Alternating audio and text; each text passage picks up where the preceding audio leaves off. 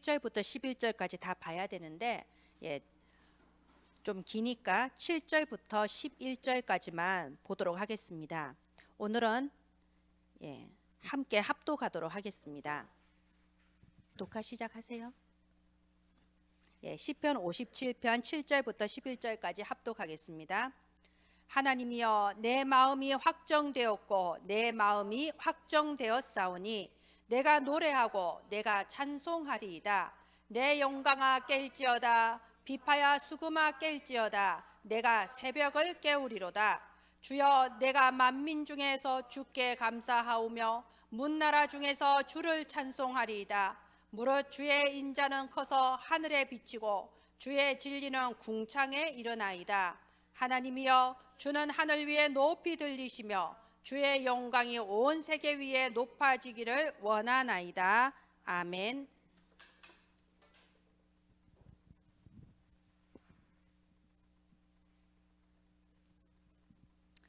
오늘 굴에서 건지신 하나님, 이 제목으로 말씀을 주셨습니다. 여기서 여러분 굴 하면 어두컴컴하고 답답하고, 그리고 특히 오늘이 나오는 이 굴은요, 엔게디 광야의 굴인데 이 다윗이 사울 왕을 피해서 숨어 있는 굴입니다. 얼마나 위기고 얼마나 두렵겠습니까? 그죠? 우리의 인생에도 이런 위기의 시간표가 있어요. 정말 굴 안에 있는 것처럼 답답하고 어려운 시간표도 있습니다. 그런데 대부분 사람들이요, 이런 일을 겪으면요, 그 속에 갇혀버려요. 그 속에 이겨내지를 못합니다. 상황은 지나가요. 굴 속에 있는 것 같은 어려운 시간표 결국 지나가지 않습니까? 죽지 않는 이상은 지나갑니다. 근데 문제는 뭐냐? 상황은 끝났는데, 이미 지나갔는데 내 마음과 생각이 여전히 굴 속에 갇혀 있는 거예요. 여전히 거기서 벗어나지 못하는 겁니다. 오늘 말씀, 굴에서 건지신 하나님, 언약의 말씀으로 붙잡으세요. 이제 굴에서 하나님이 빠져나오라고 하는 겁니다. 이제 끝났습니다. 어두운 굴에서 빠져나오는 축복의 시간 되기를 바랍니다. 신명기 10장 13절에 보면요, 내가 너의 행복을 위하여 이 명령과 규례를 준다고 되어 있습니다. 우리가 신앙생활하면서 착각하기 쉬운 게요, 내가 교회를 다니고 하나님을 믿고 말씀대로 산다는 게 굉장히 뭔가 나 자신을 포기하고 뭔가 손해보는 것처럼 착각할 때가 있습니다. 과연 그럴까요? 아니에요. 우리가 하나님의 말씀을 따라 사는 것이 사실은 나의 행복을 위하여 주시는 말씀이에요. 하나님은 우리를 사랑하시고 우리가 행복하기를 원하십니다. 그래서 말씀을 주시는 거예요. 우상 숭배하지 마라. 왜? 우상 숭배하면 재앙이 따라오니까. 하나님께서는 우리의 행복을 위하여 오늘 또 말씀을 주십니다.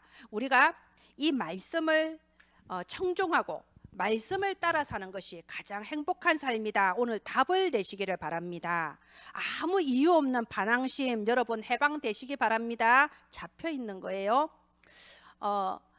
저와 여러분은 하나님의 큰 축복을 받을 사람들이에요. 이미 하나님 우리를 큰 축복 가운데 구원해 주셨고, 앞으로도 하나님은 우리한테 큰 축복을 이미 준비하시고 언약하셨습니다. 그렇다면 이제는 우리가 이 큰 축복을 받을 사람으로 갖춰야 될 것이 있습니다. 특히 우리 렘넌트들요, 지금 사회생활 시작하는 렘넌트들은요, 이 세상에 나가기 전에 반드시 준비해야 될 게 있습니다. 그게 오늘 말씀이에요. 자, 주보에 나와 있죠. 첫 번째, 복음의 그릇을 준비해라. 어떤 상황, 어떤 위기에서도 나는 하나님의 자녀, 모든 문제 끝, 하나님이 절대적으로 나를 지키시고 나를 인도하신다. 어떤 것도 뛰어넘을 수 있을 만큼의 복음의 큰 그릇을 준비해야 됩니다. 두 번째, 이제는요, 이 세상이 주는, 내가 이 세상에서 잘 먹고 잘 살겠다, 그런데 어떻게 해야 될까 안절부절하는 것이 아니라 복음 안에서 참된 미래 비전을 붙잡아야 돼요. 이게 다릅니다. 세상의 미래 비전과 하나님이 주시는 복음 안에서의 미래 비전, 이게 달라요. 이걸 갖추어야 됩니다. 또 이 모든 것을 확실하게 이루어 주시는 기도의 비밀을 갖추어야 돼요. 내 힘으로 할 수 없습니다. 하나님이 하십니다. 이 모든 것을 이루는 기도의 비밀, 이 모든 것을 하나님 앞에 준비하고 그릇을 갖추어서 이제 하나님이 하시는 그 확실한 미래의 비전에 우리가 좌우되어 심부름하는 그런 시작이 되기를 바랍니다. 예, 1번 대지가 뭔가요? 오해와 갈등과 감정이라고 되어 있죠. 이 세상 대부분의 사람들이 세상에서 걸려 넘어지는 것이 대부분 이거죠. 오해. 사람들의 말로 말미암아 오해하고 그것 때문에 여러 가지 갈등 여기에 잡혀버리고 결국은 감정 대립하고 내 감정에 휘둘려서 인생 낭비해 버린다 이겁니다. 대부분이 이 세 가지에 휘둘려 버려요. 이걸 넘어서야 되는데 넘어서지를 못해요. 넘어서지를 못하니까 항상 피곤한 거예요. 정신적으로 심리적인 피로감 속에서 이게 쌓이고 쌓이면 어느 날 무너져 버립니다. 그래서 우리 강력범죄가 생기는 거고요. 그래서 갈등이 생기고 가정이 깨어지고 여러 가지 문제가 벌어지는 겁니다. 제가 전에 그 90 넘으신 그 권사님을 길 가다가 우연히 탁 마주쳤는데 권사님이 나를 보자마자 하는 말이 목사님 우리 아들이 말을 너무 안 들어서 우리 큰아들이 말을 안 듣는다고. 그 권사님이 90 넘었으면 큰아들은 70이 넘으셨잖아요. 말을 안 듣는데요. 예, 사람들이 다 그래요. 나이가 들면 지혜로워질 것 같죠? 그런 경우 별로 없습니다. 우리가 아무리 나이가 많아도요, 우리 마음은 언제나 17살, 18살이에요. 나이가 들었으니까 내 나이에 맞춰서 행동하려고 많이 애를 쓰지만 사실은 마음 안은 점점 어린아이가 되어가요. 그러니까 평생에 나이가 100살이 돼도 여기서 벗어나지를 못해. 여전히 사람들 말 때문에 오해하고 갈등하고 감정 대립하면서 여기에 꽉 묶여서 사는 거예요. 그래서 굴에서 건지신 하나님, 이것 때문에 더 이상 시간 낭비, 감정 낭비, 인생 낭비하지 말고 해방 받아라 이겁니다. 우리 지금 사울 왕과 다윗에 대해서 계속 듣고 있잖아요. 사울 왕과 다윗의 차이가 그거예요. 사울 왕은요, 계속해서 여기에 걸려서 넘어지는 겁니다. 계속해서 사람들의 말에 걸려서 넘어져요. 사울 왕이 원래는 다윗을 굉장히 높이 평가했잖아요. 그런데 사람들이 계속 사울 왕 옆에서 말하는 거예요. 저거 보십시오. 저 다윗이 왕보다 더 유명해지고 저 다윗이 결국은 왕자리를 뺏어버릴 겁니다. 이제 왕의 아들과 딸들은 쫓겨날 겁니다. 저 다윗을 죽여야 됩니다. 다윗을 죽여야 됩니다. 계속 말하는 거예요. 우리 사람이 그래요. 처음에는요, 말을 들으면요, 저게 틀린 말인 줄 아니까 야 그만해, 야 쓸데없는 소리 이렇게 넘어갑니다. 그런데요, 자꾸 해보세요. 그래서 우리 그 조선 왕조 그 보면요, 기민머리 송사라는 게 있잖아요.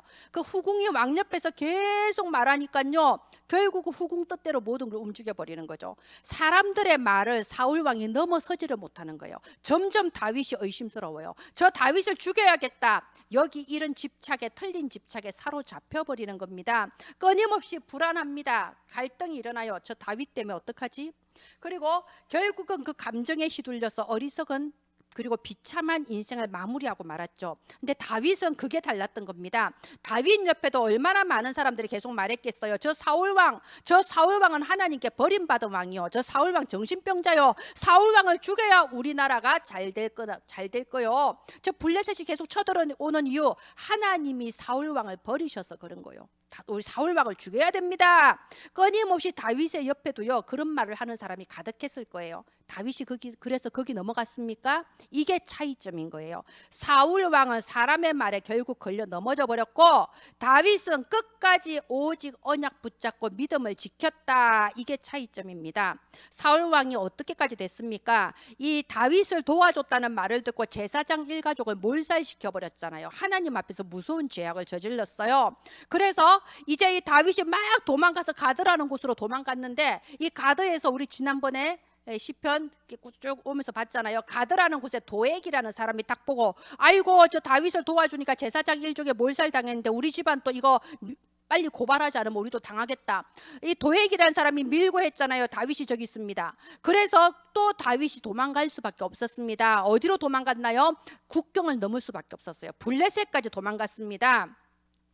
저 블레셋까지 도망가서 미친 척하고 겨우 거기서 빠져나온 거예요. 그래서 겨우 빠져나와서 이제 하길라 산으로 도망갔습니다. 그런데 이 하길라 산에 있으니까 또 잡으러 오잖아요. 병사를 끌고 또 막 쫓아와요. 어느 정도였냐? 우리 어등산 생각해 보세요. 산이 이렇게 있으면 다윗이 산의 저쪽 편으로 가면 병사들은 이쪽 편으로 오고, 또 다윗이 이쪽으로 가면 병사들 이쪽으로 오고, 그 산에서 얼마나 심장이 쿵닥쿵닥 했겠습니까? 이제 곧 죽는구나, 이제 끝이구나, 하나님 나를 버리셨습니까? 이러고 있는데 전령이 멀리서 막 달려온 거예요. 왕이여 하면서 저기에 블레셋 군대가 쳐들어왔습니다. 지금 큰일 났습니다.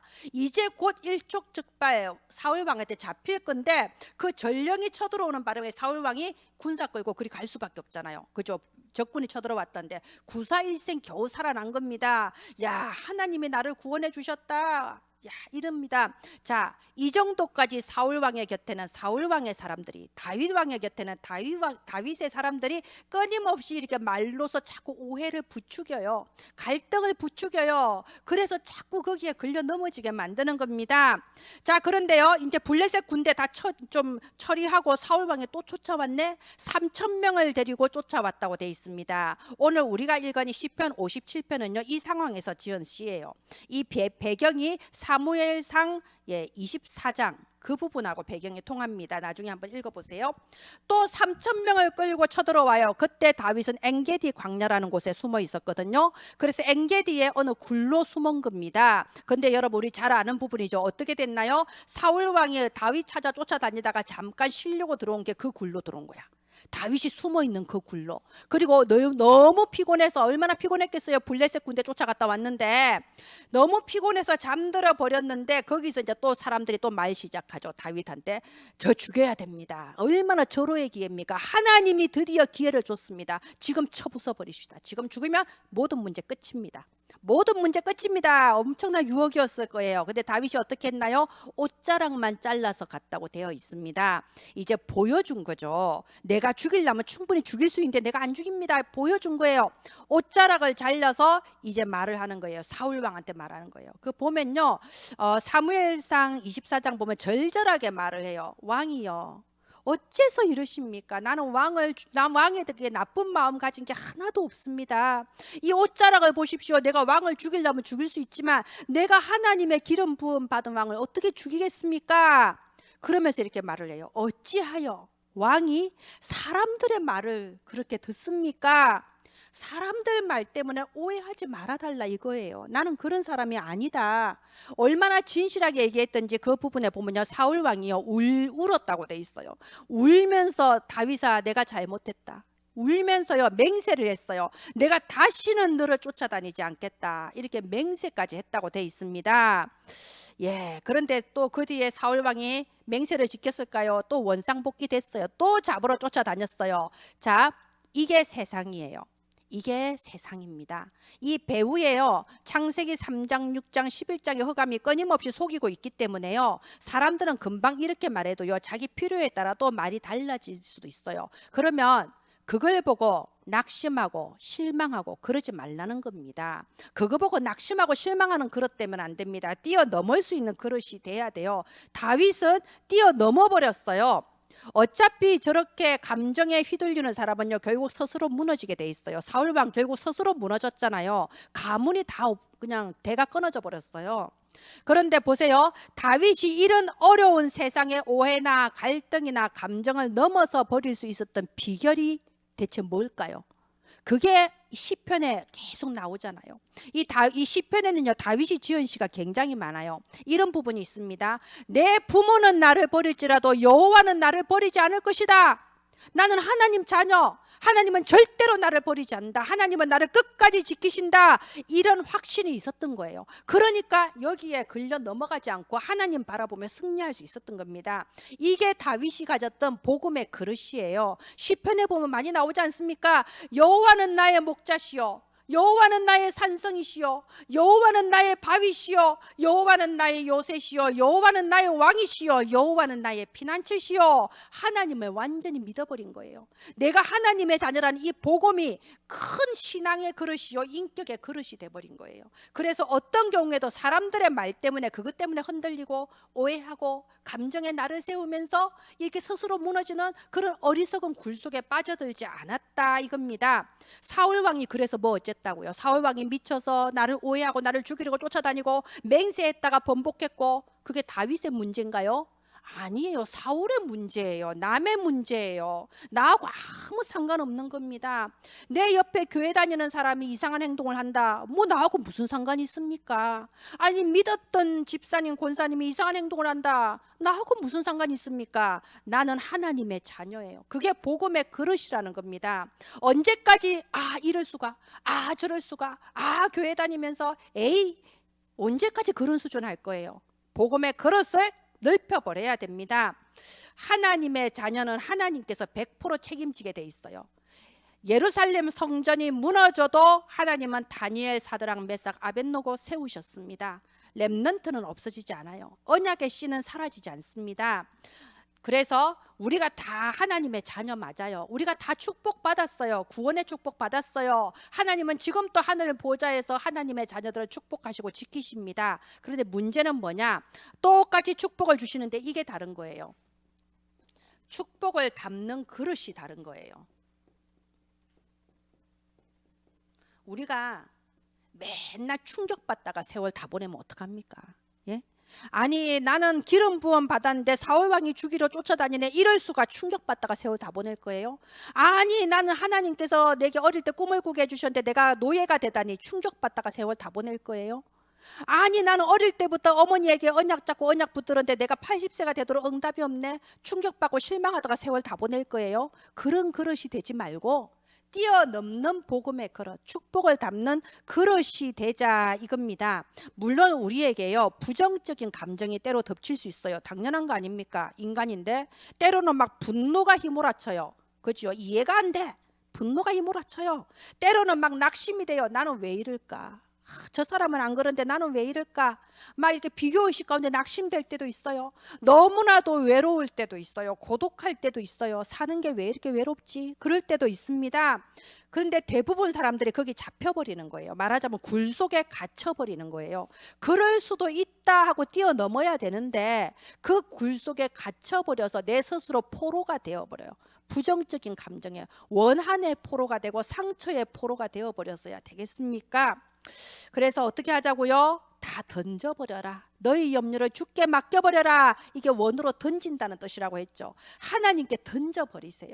다 하나님께 솔직하게 털어놓으세요. 하나님 앞에서 포장하고 폼 잡지 말고요. 하나님 힘듭니다.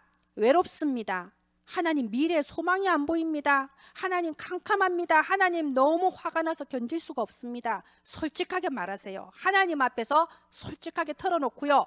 털어놓고 던져버리는 거예요. 이제 내 거 아닙니다. 하나님 겁니다. 하나님이 들으시고 하나님이 인도하시게 돼 있어요.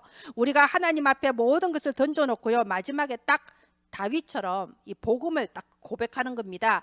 주는 그리스도시요 살아계신 하나님의 아들이십니다. 예수는 그리스도, 나는 하나님 자녀. 모든 문제 끝인 거예요. 그러면은 내 실제 눈에 보이는데 안 끝난 것 같아도요 속으면 안 돼요. 끝났습니다. 하나님이 이미 저 영적 세계에서 끝을 내버렸어요. 그러면 곧 눈에 보이는 세계에서도 끝나게 돼 있습니다. 믿음을 고백하세요. 던져버리고 맡겨버리세요. 복음의 그릇, 이 모든 것을 넘어설 수 있는 복음의 그릇이 준비되기를 바랍니다. 자, 두 번째, 위기 속에서도 확실한 미래의 비전을 붙잡아야 됩니다. 우리가 이 위기가 올 수가 있다고 했죠. 자, 사무엘상 17편 여기에 보면요 17편 1절부터 47절 보면요 이제 다윗이 드디어 골리앗을 만나는 장면 아닙니까? 그 위기예요. 이스라엘 전체 위기입니다. 그래서 사울 왕과 모든 그 군대들이요 이 굴 속에 갇혀버려서 두려움의 굴 속에 딱 갇혀버린 거예요. 그럴 때 어린 소년 다윗이 나가서 뭐라고 했습니까? 너는 칼과 창과 단창을 가지고 내게 나오거니만 나는 뭘로? 나는 만군의 여호와의 이름으로 네 앞에 나아간다. 네가 모욕하는 이스라엘 군대 하나님 여호와의 이름으로 네게 나아간다. 그러면서 뭐라고 합니까? 오늘 온 땅으로 이 땅에 하나님이 살아계신 것을 알게 하실 것이다. 이게 뭐죠? 그런 위기 앞에서 모두 다 두려움의 굴 속에 갇혀서 어쩔 줄을 모르는데 다윗은요 그 앞에서 전도와 선교에 대해서 말하고 있는 겁니다. 온 땅으로 이스라엘에 하나님 계신 줄 알게 할 거다. 저 벌벌 떨고 있는 사울 왕과 저 군대 장관들 다 하나님이 진짜 살아계시구나 알게 할 거다. 이게 전도잖아요. 내 곁에 있는 사람. 그리고 저 블레셋 사람들도 이제 보고 전부 다 하나님이 살아계신 줄 알게 할 거다. 이게 선교잖아요. 그죠? 그 상황에서도 전도와 선교라는 비전을 딱 붙잡았다 이겁니다. 오늘 우리가 읽은 이 시편 57편 엔게디 굴에서 지은 거예요. 1절부터 11절. 이 엔게디 굴이라는 이런 위기 상황이잖아요. 지금 굴에 갇혀 있고 병사 3,000명이 와 있다니까. 이게 한두 번 반복되는 위기가 아니에요. 이 위기 속에서 5절 보세요. 5절에 뭐라고 돼 있습니까? 하나님이여 주는 하늘 위에 높이 들리시며 주의 영광이 온 세계 위에 높아지기를 원하나이다. 이게 선교잖아요. 지금 내가 당하고 있는 이 위기 속에서 다윗은 선교를 말하고 있는 겁니다. 여기 9절에도 보세요. 내가 만민 중에서 주께 감사하오며 문나라 중에서 주를 찬송하리이다. 11절에 똑같은 말을 또 해요. 하나님이여 주는 하늘 위에 높이 들리시며 주의 영광이 온 세계 위에 높아지기를 원하나이다. 지금 이런 위기 속에서 전도와 선교의 비전을 새로 붙잡는다 이겁니다. 우리가 그렇게 돼야 되는 거예요.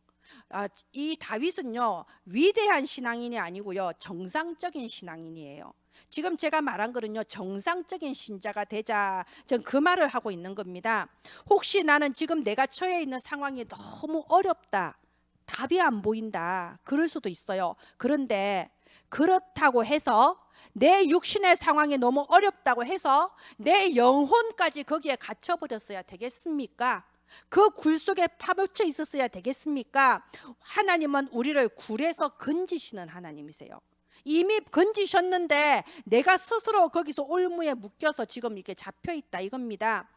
여러분에게 혹시 어려움이나 위기가 있으면요 이렇게 기도하세요. 내 몸이 엄청 아프다, 내 정말 누구한테 말하기도 창피할 정도로 큰 위기가 내게 왔다, 이렇게 기도하세요. 하나님, 지금 이 어려움을 통해서 내 주변의 모든 사람들이 하나님이 진짜 살아계신 것과 내가 하나님 믿는 사람이란 것을 알 수 있을 만큼 증거 주시옵소서. 이 모든 위기를 통해서 정말로 내가 믿는 하나님이 살아계신 하나님이시고 내가 하나님 믿는 하나님의 자녀고 하나님께서 하나님 자녀인 나를 끝까지 지키시고 축복하신다는 것에 모델 될 만큼 증거 주시옵소서. 그래서 내가 이거 가지고 237 나라 땅 끝까지 증인될 수 있을 만큼 증거 주시옵소서. 지금 다윗이 그 기도를 한 거예요. 이 엔게디 굴에서 하나님 오히려 이것이 나의 미래의 든든한 발판이 되게 하옵소서, 이 증거를 이 기도를 한 겁니다. 2022년도를 놓고요 제가 지금 성령인도 받도록 해서 기도하고 있는데요, 2022년도에 중직자를 임직하고 또 지역별로 전도 시스템이 움직여지도록 지금 기도하고 있습니다. 중요한 건 이거예요. 이게 중요합니다. 내가 왜 지금까지 살아왔으며 내가 왜 중직자가 돼야 되느냐, 이유를 아는 게 중요해요. 이유를 모르고 중직자가 되면요 오히려 더 큰 일이 벌어져요. 이유를 모르고 직분이 올라가면요 하나님은 이유를 알게 해버리십니다.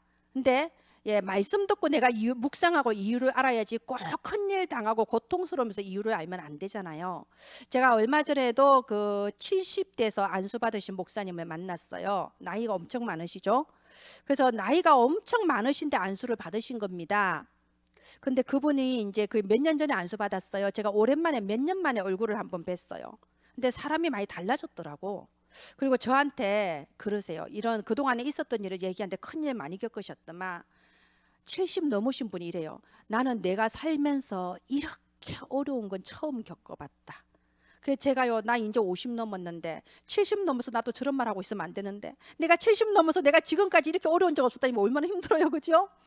그래서 이유를 알아야 돼요. 하나님은요 이유를 알고 임직을 하거나 아니면 임직하고 나서 이유를 알게 하신다니까요. 우리 임직하고 이유 아는 사람 되지 말고요 이유를 알고 임직이 돼야 되는 겁니다.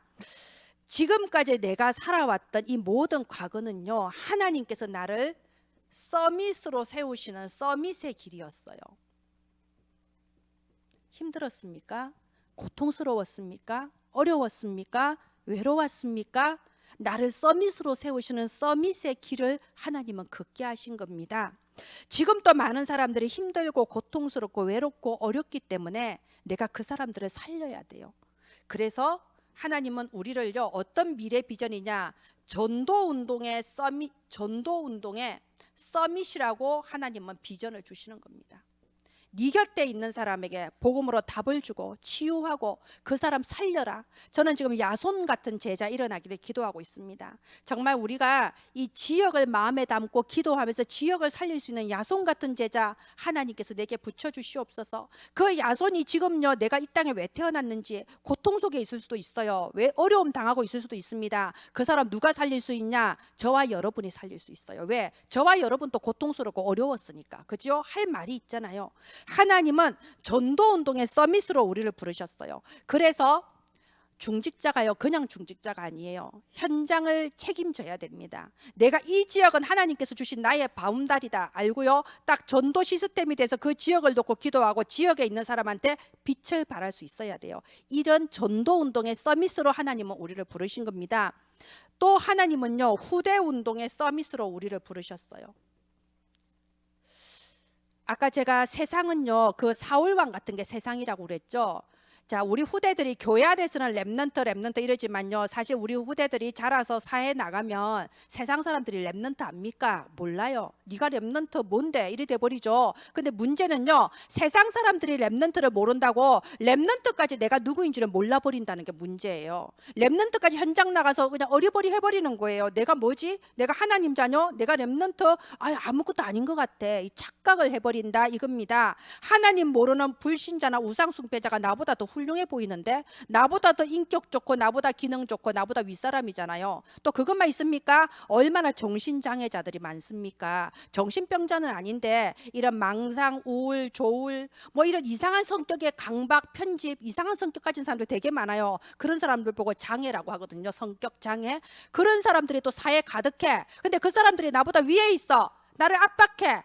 그럼 내가 누군지 헷갈려 버려요. 후대들이요 현장에 나가면 착각할 일이 너무 많고 무너질 일이 너무 많아요. 그래서 그 속에서 후대들이 여기 빠지는 거예요. 랩런트들이 사회에 나가면 오해에 빠지고 갈등에 빠지고 감정에 빠져서 내가 누구인지도 잊어버리고 착각에 착각을 거듭하는 거예요. 교회가 아무것도 아닌 것 같고 목사님도 아무것도 아닌 것 같고 세상이 더 커 보이는 거예요. 나도 아무것도 아닌 것 같고 이제는 뭐 237 나라 살리는 거 고사하고 내가 남들만큼만 좀 살았으면 좋겠다만 이 정도 수준까지 돼버리는 겁니다. 그래서 우리는요 후대 운동의 서밋이 돼야 돼요. 정말 우리 후대들이 이런 데 빠져서 인생 낭비하지 않도록 복음의 그릇을 준비하도록 우리가 도와야 되고요. 우리 후대들이 세상의 성공의 비전 그 이전에 하나님이 주시는 복음 안에서의 미래 비전을 찾을 수 있도록 도와야 돼요. 네가 갈 길은 따로 있다. 세상 사람들 보고 부러워하지 마라. 하나님이 너를 위해 준비해 놓으신 길이 따로 있다. 237 나라 지도자들에게 답을 줄 수 있는 사람으로 너를 세우고 계신다. 확실한 이 복음 안에 미래 비전 가질 수 있도록 도와야 돼요. 더 중요한 거, 살아가면서 오는 모든 장애물을 뛰어넘고 이겨낼 수 있는 기도의 비밀을 갖추도록 우리 후대를 도와야 되는 겁니다. 그래서 이거 하자고 하나님은 후대 운동의 서밋으로 우리를 지금까지 세워 오신 거예요. 우리가 답 주는 사람이 되라고. 또 뭐죠? 선교 운동의 서밋이라고 했습니다. 언제까지 우리 교회는 여기에 선교하니까 나는 그 선교해야지 그거 말고요. 그것도 귀하지만 그거 말고 내가 정말 선교사님의 사정을 내가 직접 들어서 알고 그 선교 현장이 어떤지 계속 보고 듣고 선교사님과 마음이 소통하면서 내가 한 나라를 위해 계속해서 기도해서 그 나라를 책임지는 그런 선교 운동의 서밋. 하나님은 이런 전도운동, 후대운동, 선교운동 서밋 때라고 지금까지 우리에게 서밋의 길을 걸어오게 하셨어요. 그러면 이제는요 원래 가지고 있던 비전, 나름대로 다 비전 있지 않습니까? 내가 아파트를 32평으로 옮기고 싶고 내가 나중에 이런 사람이 되고 싶고 월 연봉은 이 정도 받고 싶고 다 비전 있죠. 그런 비전 이전에 복음 안에서 먼저 하나님이 주시는 그 미래 비전을 붙잡아야 됩니다. 자, 세 번째, 모든 것을 이루는 기도의 비밀. 자, 다윗은요 이런 복음의 큰 그릇만 갖춘 게 아니고요 기도의 비밀이 있었어요. 여기 1절 2절 한번 보세요. 시편 57편 1절에서 2절 보면요 하나님이여 내게 은혜를 베푸소서, 내게 은혜를 베푸소서. 여러분 이게 기도의 기본 자세예요. 우리 기도할 때 기본 자세가 이겁니다. 하나님, 나는 하나님의 은혜가 아니면 아무것도 할 수 없습니다. 하나님의 은혜가 아니면 나는 살 수가 없습니다. 내게 은혜 베풀어 주옵소서, 내게 긍휼을 베풀어 주옵소서. 이게 기도의 기본 자세입니다. 언제나 저는 그렇게 기도합니다. 오늘 또 제가 예수님의 십자가 의지하고 은혜의 보좌 앞으로 담대하게 나아왔습니다. 오늘도 하나님의 은혜와 긍휼을 베풀어 주옵소서. 내가 하나님 앞에 당당하게 설만합니까? 이미 그때 무너지기 시작하는 거예요. 하나님 오늘 또 은혜를 베풀어 주옵소서. 그러면서 2절에 자기 신분에 대한 확신이 있죠. 나를 위하여 모든 것을 이루시는 하나님. 하나님은 나를 위하여 모든 것을 이루시는 하나님입니다. 우리가 여기에 대해서 믿음이 있어야 돼요. 자, 기도의 비밀. 우리가 기도할 때요, 항상 내 머릿속에 딱 가지고 있어야 되는 게 있어요. 기도의 믿음입니다. 내가 항상 딱 이 믿음을 깔고 기도해야 돼요. 뭐냐? 하나님은 내가 기도하는 이 시간에 보좌의 능력으로 응답해 주신다. 이건 믿어야 됩니다. 내가 세상 사람들은 내가 누구인지 모르지만 내가 기도할 때 하늘 보좌의 능력으로 하나님이 역사하신다. 이건 믿어야 됩니다. 그 보좌의 능력은요, 시공간을 한계를 초월해요. 여러분, 시공간의 한계를 초월한다, 이 말이 무슨 말입니까? 내 한계를 초월하는 거예요. 우리는 이 자리에, 이 상황 속에 갇혀 있을 수밖에 없어요. 그러나 하나님은 내 한계를 초월하는 보좌의 능력으로 역사하십니다. 목적이 뭡니까? 237의 빛을 비추게 하시는 겁니다. 237이 뭔가요? 237에 내 가정도 포함이 돼요. 우리 가정에 복음의 빛이 비치는 거예요. 237에 내 직장도 포함돼요. 내 직장에 하나님의 나라가 임하고 복음의 빛이 비치는 거예요. 그래서 237이 내가 사는 지역이고, 저 우리 나라고, 저 우리가 알지 못하는 저 그리스, 칠레, 저런 아프리카, 거기까지 다 포함이 되는 거죠. 자, 내가 기도할 때 이 일이 벌어진다, 확실하게 믿어야 돼요. 시공간을 초월하고 나의 한계를 초월하는 보좌의 능력으로 역사하셔서 내 가정과 내 직장과 237 나라 땅끝까지 복음의 빛으로 역사해 주신다. 이 사실 믿어야 됩니다. 머리부터 발끝까지 오장육부에 하나님께서 치유의 빛을 비추셔서 모든 병들고 연약한 부분 치유해 주신다. 이 부분 믿어야 되는 겁니다. 내 경제에 하나님께서 빛을 비추셔서 내 경제의 잘못된 부분 치유하시고 회복시켜 주신다. 이건 믿어야 되는 겁니다. 여러분, 이 사실을 믿으세요. 다윗이 이걸 믿었잖아요. 나를 위하여 모든 것을 이루시는 하나님께 기도한다고 했습니다. 이런 기도의 비밀을 가지고 우리 렘넌트들이 딱 나가야 됩니다. 이 기도의 비밀을 가지고 세상에 나가면요, 어떤 일을 당해도 어떤 상황에도 그것 때문에 착각하거나 무너지지 않는 겁니다. 그리고 여기 보세요. 시편 57편 7절 8절 보세요.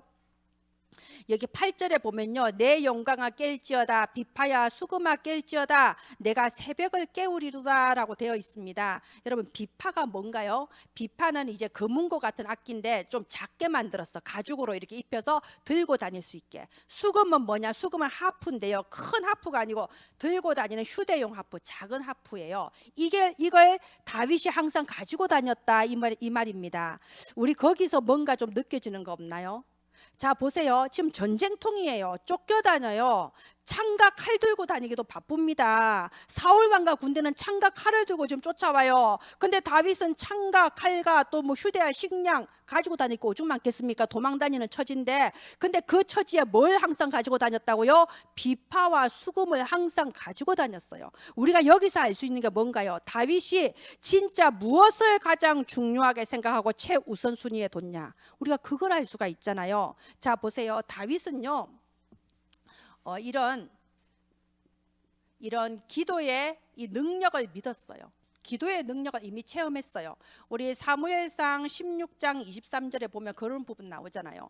사울 왕이 악신이 들려서 막 발광하는데 다윗이 그 옆에 가서 수금을 키면서 찬양하면 사울에게 있던 악신이 떠나가고 상쾌하여 났더라. 이걸 다윗이 체험했잖아요. 내가 하나님께 찬양하고 기도할 때 흑암이 무너지고 그곳에 하나님 나라가 임한다, 치유의 역사가 임한다, 기도의 능력 체험해버렸거든요. 그러니까 그런 도망 다니는 와중에도 비파와 수금 항상 갖고 다니면서 틈틈이 기도하고 찬양하는 그런 비밀이 있었던 겁니다. 사무엘상 17장 47절에도요, 17장 47절에도요, 이 다윗이 내가 하나님을 찬송하리로다, 하나님을 찬양하리로다, 골리앗을 물리치고 그렇게 되어 있습니다. 여기 7절에 보면요, 57편 7절에 보면 내 마음을 확정했다고 되어 있어요. 하나님이여, 내 마음이 확정되었고 내 마음이 확정되었사오니 내가 노래하고 찬송하리이다. 여러분, 이 시간 마음을 확정하셨으면 좋겠어요. 내가 정말 이제는 이 굴에서 빠져나오겠다. 내가 이제는 기도가 안 되는 오래된 영적인 잠에서 깨어나겠다. 지금 다윗이 새벽을 깨우리로다 했는데요, 이게 꼭 새벽에 일어난다는 뜻이 아니에요. 기도가 되는 그 영적인 새벽을 깨우겠다 이겁니다. 오래된 잠에서 깨어나겠다 이겁니다. 마음을 확정하십시오. 다니엘이 내가 기도하기로 결심한 그 첫날 그렇잖아요. 다니엘이 히데겔 강에서 21일이나 기도했는데 21일 만에 천사가 와서 기도하잖아요. 다니엘아, 네가 기도하기로 결심한 그 첫날에 하나님이 나를 파송하셨다. 여러분이 마음을 딱 확정하고 내가 이제는 영적인 잠에서 깨겠다 확정한 그날에 하나님은 응답하십니다. 모든 문제 끝나는 겁니다. 눈에 안 보이는 세계에서 모든 문제 끝나기 때문에 눈에 보이는 세계에서도 하나님은 그 증거를 주시는 겁니다. 그리고 우리가 그 증거를 가지고 전도운동, 선교운동, 후대운동의 서밋으로 서라고 하시는 겁니다. 예, 말씀의 결론 맺겠습니다. 저와 여러분은 큰 축복을 받을 사람입니다. 그러면 더 이상 이런 오해, 갈등, 감정, 사람들의 말 때문에 시간 낭비하지 않기를 바랍니다. 특히 우리 후대들, 랩런트들은요, 지금 사회생활 시작할 때 딱 결단하세요. 나는 이런 데 절대 속지 않겠다. 나는 이런 사람의 말과 오해 때문에 시간 낭비하지 않겠다. 그리고 이런 게 올 거라는 걸 미리 예상하고 있어야 돼요. 이런 감정, 갈등, 오해가 올 수밖에 없다는 걸 미리 예상하고 그런 것들을 넘어설 수 있는 힘이 있어야 됩니다. 저와 여러분은요, 굉장히 소중한 사람이에요. 언약 가진 랩런트는 굉장히 소중한 사람입니다. 그러면 뭘 소중해야 되냐? 우리 말하는 거 소중하게 생각해야 돼요. 우리 생각하는 거 중요하게 생각해야 돼요. 우리는 소중한 사람이기 때문에 말을 함부로 하면 안 되고 생각하는 것도 함부로 하면 안 됩니다. 휘둘리면 안 됩니다. 이거 어떤 그 불신자가 한 말인데요, 좋은 글이 있더라고요. 허물은 경망스러운 데서 온다. 깊이 생각하지 않고 소중하게 하지 않고 함부로 말을 하고 행동하는 데서 여러 가지 허물이 오는 겁니다. 죄는 어디서 오냐? 참지 못하는 데서 온다. 이 사람, 우리 한국 사람 중에 욱하는 성질 없는 사람 있습니까? 다 성질이 있어요. 다 욱해요. 그런데 그렇게 욱하고 참지 못하는 데서 큰 범죄가 일어나고 허물이 생기는 겁니다. 그런데 또 큰 지혜는 고요한 데서 온다라고 돼 있어요. 아주 좋은 글이더라고요. 이게 뭐죠? 말씀 묵상과 기도예요.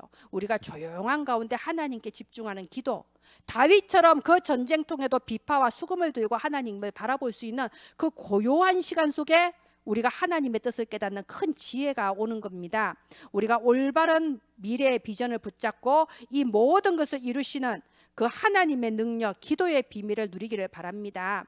우리가 하나님의 자녀로서 영적인 새벽을 깨우는 기도의 사람이 될 때에 지금 겪고 있는 모든 문제는 지나가게 될 것이고 축복으로 바뀔 겁니다. 지금 고생하고 있는 거 하나님께서 간증거리가 되게 하실 겁니다. 앞으로 받을 큰 응답과 축복의 발판이 되게 하실 겁니다. 굴에서 건지신 하나님, 오늘부터 이 놀라운 축복이 시작되기를 주 예수님의 이름으로 축원드립니다. 기도하겠습니다. 하나님, 하나님의 큰 축복받을 우리 은혜나무 가족들에게 오늘도 성취될 말씀 주셔서 감사합니다. 우리가 더 이상 사람들의 말과 오해와 갈등과 감정 때문에 시간 낭비하지 않게 하시고 이 모든 것을 뛰어넘을 수 있는 복음의 큰 그릇이 준비되게 하여 주시옵소서. 이제는 아버지 세상 것이 아니라 복음 안에서 하나님이 주시는 확실한 미래 비전을 붙잡게 하여 주옵시고 어떤 위기 앞에서도 하나님이 이루실 그 서밋의 길을 걸어가는 저희들 되게 하여 주시옵소서. 이제는 오래된 그 영적인 잠에서 깨어나게 하소서. 다윗처럼 내가 새벽을 깨우리로다 하나님 앞에 기도의 사람이 되기로 결단하며 그 큰 축복을 누리는 저와 은혜나무 가족들 되게 하옵소서. 은혜를 감사드립니다. 이 모든 것을 살아계신 우리 구주 예수 그리스도 이름으로 기도합니다. 아멘.